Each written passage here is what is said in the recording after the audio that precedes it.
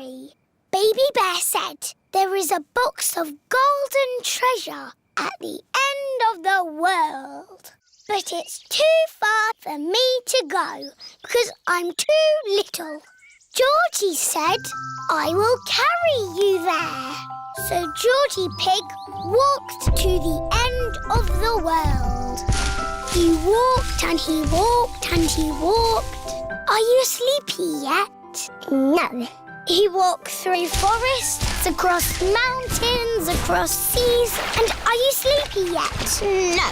He walked all the way to the end of the world and found a big box of golden treasure.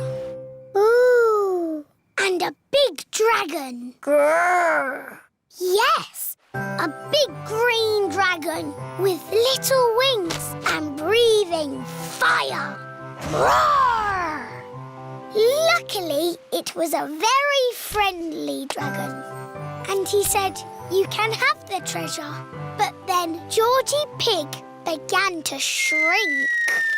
He shrank and he shrinked and he shrunk until he was the same little Georgie Pig as he was before.